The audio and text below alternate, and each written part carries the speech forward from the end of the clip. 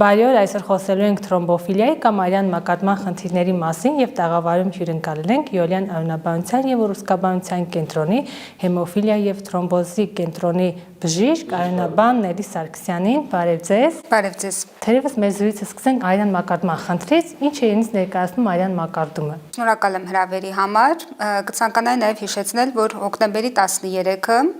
ամբողջ աշխարհում նշվում է որպես թրոմբոզի համաշխարհային օր, եւս մեկ անգամ իրազեկելով թրոմբոզների պրոֆիլակտիկայի եւ բուժման կարեւորությունը։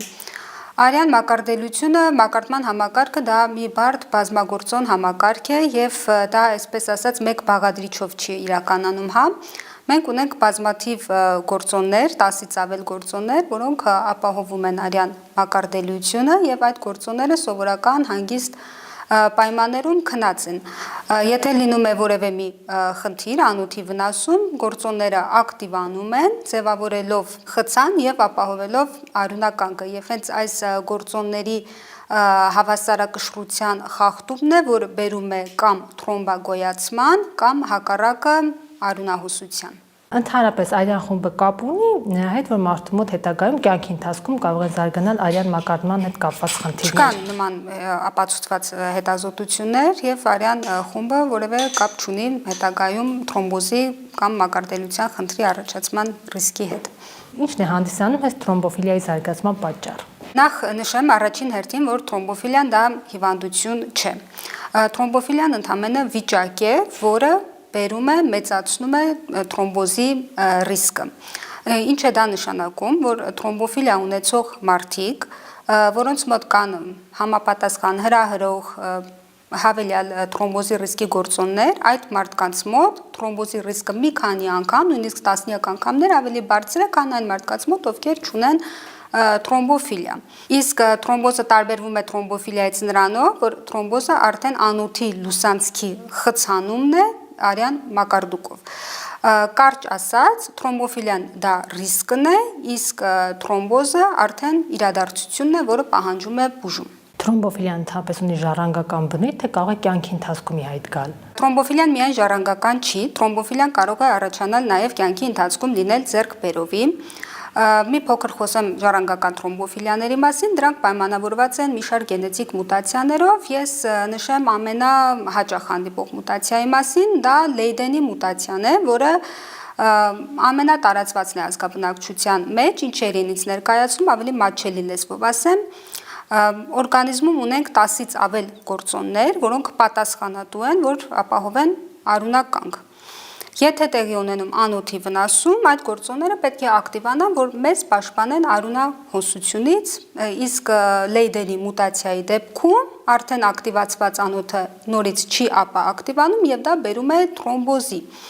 Լեյդենը բավական տարածված է, բնակչության 1-ից 5% ունի դրա հետերոզիգոտ ձևը, հետերոզիգոտ նշանակում է 1 գենն է մուտացիայի ենթարկված եւ այս դեպքում թրոմբոզի ռիսկը մեծանում է մոտավորապես 7 անգամ։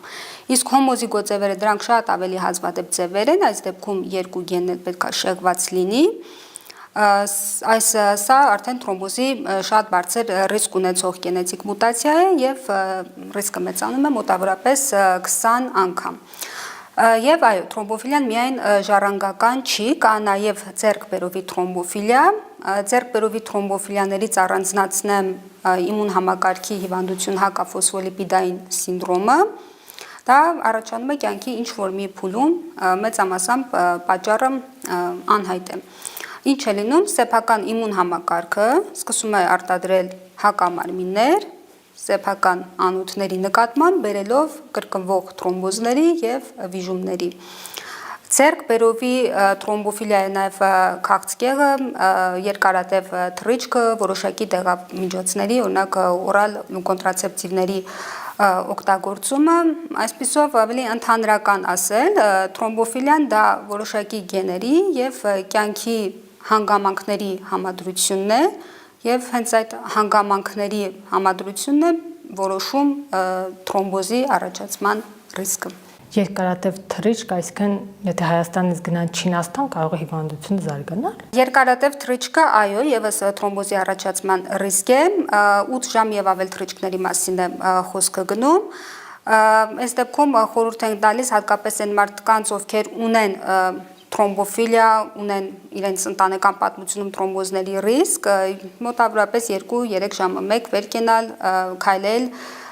չջրազրկվել, անհրաժեշտության դեպքում նաև էլաստիկ կոմպրեսիաների, դա էլաստիկ գիտրիների կրումն է եւ արդեն եթե նախկինում օրինակ ունեցել է թրոմբոզ, նաև ըստ անհրաժեշտության, ըստ ցուցման կարող է իրականում կարիք լինել նաև պրոֆիլակտիկ հակամակարդիչների նշանակում, հակամակարդիչը դա նույն արյունը ջրիկացնող դեղերն են։ Աղինների մոտ եւս զարգանում է հիվանդությունը եւ անցողիկ է թե մնում է։ Սա նորից կարևոր հարց է, հա, թրոմբոֆիլիան անցողիկ է, թե անցողիկ չի, մեզ հաճախ դիմում են կանայք, որոնց մոտ հայտնաբերվում է հղիության ընթացքում թրոմբոֆիլիա։ Հղիությունը ինքը արդեն արյան մակարդելիությունը բարձրացնող վիճակ է, իսկ թրոմբոֆիլիայի առկայությունը կարող է բազմապատկել այդ խնդիրը եւ ըստ անհրաժեշտության կարիք լինի հղիների նշանակել հակամակարդիչները դրանք նույն ավելի տարածված լեզվով արյունը ջրիկացնող դեղերն են։ Հղիները, որոնց մոտ հայտնաբերվել է, մեզ հարցնում են. ես հետագայում նորից այս խնդիրը ունենալու եմ, թե այսինքն մշտական հակամակարդիչներ ստանալու եմ, թե մենք միայն հղիության ընթացքում ենք ստանալու, միայն հղիության ընթացքում կամ կյանքի ընթացքում, եթե կրկին լինեն որոշակի ռիսկի գործոններ, որոնք մեծացնում են թրոմբոզի ռիսկը։ Ընդհանուր առմամբ մոտեցումը այսպիսին է՝ հղիին նշանակել հակամակարդիչ թե ոչ, պետք է գումարել բոլոր ռիսկի գործոնները եւ եթե ստանում ենք ինչ-որ մի գումարային ցուցանիշ ու հղին մտնում է բարձր ռիսկի խումբ, այդ դեպքում նշանակվում է անտիկոագուլյանտ, հա, հակամակարդիչը։ Հավելյալ ռիսկի գործոնները դա հղի բարձր տարիքն է, քրոնիկական հիվանդությունների առկայությունը, օրինակ շաքարային դիաբետը, հավելյալ քաշը, այո, ճարպակալումը եւս թրոմբոզի առաջացման ռիսկ է, բազմապտուղ հղիությունը, արտամարմնային բեղմնավորման հղիությունները, այս բոլոր ռիսկի գործոնները գումարելով որոշում ենք, եթե հղին մտնում է ռիսկի խումբ, ապա անպայման նշանակվում է հակամակարդիչ հետագա թրոմբա կանխարգելման նպատակով։ Իսկ միայն թրոմբոֆիլիայի առկայությունը դեռ ցուցում չէ նշանակել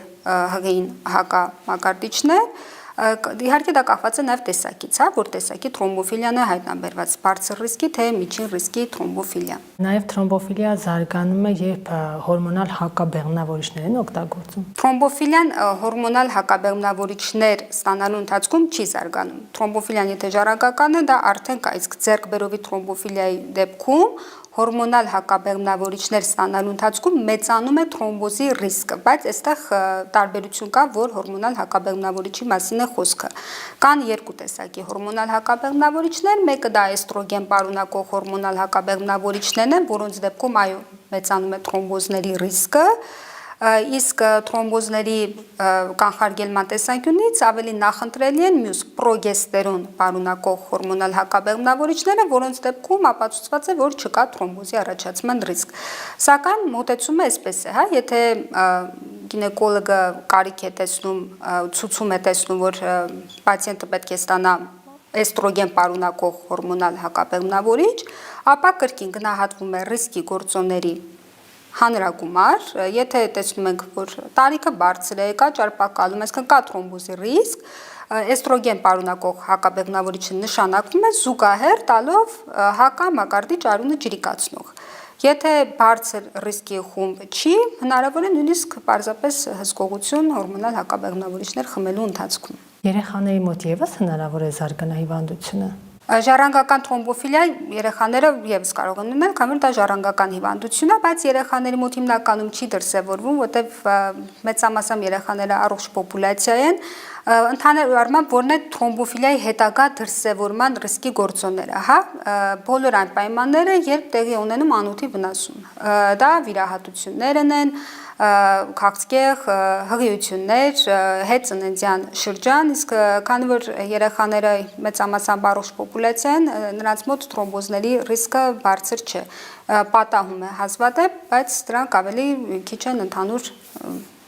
ազգաբնակչության հետ համեմատ։ Իսկ որ ախտանշաններ են հուշում թրոմբոֆիլիայի ի հայտ գալու մասին, հիմնականում ասում է, չէ, որ ոտքերը կարմրած են կամ այտուցված, դա կապ ունի։ Թրոմբոֆիլիայի արկայության մասին այդպես հուշող հատուկ նշաններ չկան, կան ցուցումներ, երբ ստուգել թրոմբոֆիլիա, ընդհանուր համատարած թրոմբոֆիլիա ստուգելու նպատակահարմարություն չկա։ Ինչի, որտեղ եթե անգամ ստուգեցինք ու հայտնաբերվեց ինչ-որ մի գենետիկ մուտացիա, դա չի նշանակում, որ տվյալ մարդուն պետք է նշանակել որևէ հակամակարդիչ։ Ցուցումները հետևյալն են, երբ ստուգել, եթե առաջի գծի բարեկամի մոտ եղել է արդեն հայտնի թրոմբոզ, եթե տվյալ մարդու մոտ նախկինում երիտասարդ տարիքում եղել է թրոմբոզ կամ եղել են կրկնվող թրոմբոզներ, միայն կամ բարձր ռիսկի թրոմբոզի բարձր ռիսկի գտնվող մարդուն պլանավորվում է նշանակել էստրոգեն պարունակող հակաբեղմնավորիչ, այսինքն միայն որոշակի պայմանների ցուցումների դեպքում է ստուգվում թրոմբոֆիլիա։ Եվ ինչպես է բուժվում։ Սա եւս կարևոր հարց, որ հաճախ մեծ պացիենտները նշում են, եթե ես ունեմ թրոմբոֆիլիա, ինչպես պետք է լինի իմ հետագա հսկողությունը։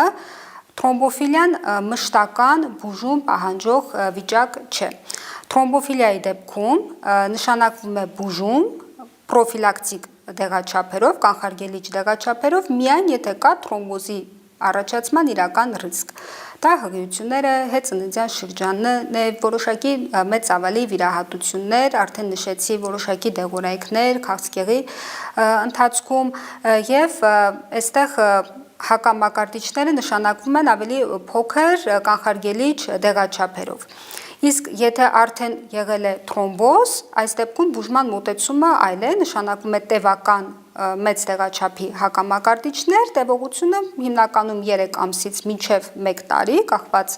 լրացուցիչ գործոններից եւ ընդհուպ մինչև ամբողջ կյանք։ Ենթադրենք օրինակ ձեռքբերովի թրոմբոֆիլիայի մի տեսակ, հակաֆոսֆոլիպիդային սինդրոմ ունեցող մարդիկ, ովքեր նախկինում ունեցել են թրոմբոզ, մենք այս մարդկանց նշանակում ենք ամբողջ կյանք առանց ընդհատելու հակամակարդիչ բուժում, քանի որ հակամակարդիչ բուժման դադարեցումը բարձր ռիսկ է թրոմբոզի առաջացման տեսանկյունից եւ հիմնականում այսպես էլ հենց հայտնաբերվում են այս հիվանդները, ենթադրենք ունեցել է 1 թրոմբոզ, նշանակվել է բուժումը, ինչ որ մի ժամանակ, չգիտեմ, 3 ամիս, 6 ամիս, դեղորայքը դադարեցվել է, անցել է մի տարի, 1.5 տարի կամ մի քանի ամիս, շատ տարբեր է։ Մարդը ունեցել է երկրորդ թրոմբոզի դրվագը եւ արդեն դիմում են մեզ հասկանալու համար ինչու պետք է կրկնվող երկրորդ, երրորդ անգամ թրոմբոզի պատճառ լիներ ու հայտնաբերվում է այդ հիվանդությունը։ Ու արդեն այս հիվանդներին կոնկրետ այս խմբի մարդկանց մենք կյանքի ընթացքում չենք անում հակամակարդիչը։ Վաղ հայտնաբերելու համար մարդը նախապես ինչ-որ հետազոտությունների կարող է ենթարկվել։ Ես արդեն նշեցի, որ համատարած թրոմբոֆիլիա ստուգելու ցուցում չկա, որտեղ միայն թրոմբոֆիլիայի հայտնաբերվելը դեռ չի նշանակում, որ բուժում անհրաժեշտ կլինի։ Վաղ ստուգելու, նախապես ստուգել, ես ինքս իմ պրակտիկայում խորհուրդ եմ տալիս մարդկանց, ովքեր ունեցել են առաջին գծի բարեկամ ու մոտ հայտնաբերվել է թրոմբոզ, ինչի, որտեվ եթե հայտնաբերվի թրոմբոֆիլիան նախապես, մենք արդեն հետագա հղիություններ, մեծ ծավալի վիրահատությունների ժամանակ կարող ենք նախապես թրոմբոկանխարգելում անել, խուսափելով հետագա թրոմբոզներից։ Հանրությունը պետք է իմանա, որ թրոմբոֆիլիան դա հիվանդություն չէ, եւ ինչպես հաճախ պացիենտներն են նշում, արյունը մշտապես խիտ չէ, իրենց բառերով եմ ասում, այլ կանխարգելելի ռիսկային վիճակ է, որը համապատասխան պայմաններում հնարավոր է հեշտ կանխարգելել եւ հատկապես եթե մարդիկ ովքեր տեղյակ են իրենց ընտանեկան պատմությունից գնահատելով իրավիճակը ռիսկի գործոնները թրոմբոֆիլիան նախապես ստուգելով հետագայում խուսափել թրոմբոզից։ Շնորհակալություն։ Ձեզ եմ շնորհակալ։